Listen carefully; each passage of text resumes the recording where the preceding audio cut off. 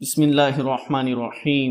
ప్రియమైన సోదరులారా, ఒక వ్యక్తి ఫజర్ నమాజ్ అంటే ప్రొద్దున నమాజ్ చదువుకొని చక్కెర కొందామని సూపర్ మార్కెట్ వైపు వెళ్తాడు. ఆ సమయంలో రోడ్డుపై ఉండే ఏ సూపర్ మార్కెట్ కానీ ఏ దుకాణం అంగడి కానీ తెరిచిబడి ఉండవు.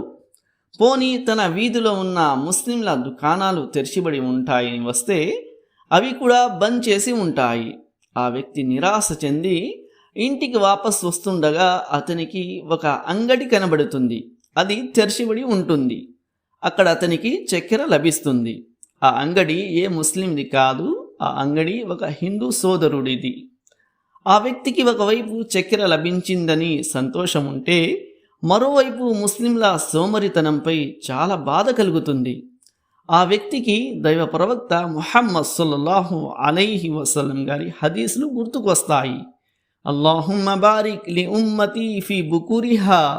ఓ అల్లాహ్, తెల్లవారుజామున నా ఉమ్మత్కి, నా సమాజానికి బర్కత్ను ప్రసాదించు అని దైవ ప్రవక్త ముహమ్మద్ సల్లల్లాహు అలైహి వసల్లం గారు దువా చేస్తారు. దైవ ప్రవక్త ముహమ్మద్ సల్లల్లాహు అలైహి వసల్లం గారు తెల్లవారుజామున సైన్యాన్ని యుద్ధానికి రవాణా చేసేవారు. సహర్ పేరు గల ఒక సహాబీ ఉండేవారు. ఆయన పెద్ద వ్యాపారవేత్త. ఆయన వ్యాపారాన్ని తెల్లవారుజామున ప్రారంభించేవారు, మంచి లాభాన్ని పొందేవారు. ఆ వ్యక్తి ఈ హదీస్లను గుర్తు చేసుకొని నేటి ముస్లింల పరిస్థితిపై చాలా దిగులు పడుతాడు. తెల్లవారుజామున ఈ సమయం పడుకునే సమయం ఎంత మాత్రం కాదు. ఈ సమయం సృష్టికర్తను గుర్తు చేసుకునే సమయం, నమాజ్ చదివే సమయం, వ్యాపారాన్ని ప్రారంభించే సమయం, మంచి పనులు చేసుకోవాల్సిన సమయం.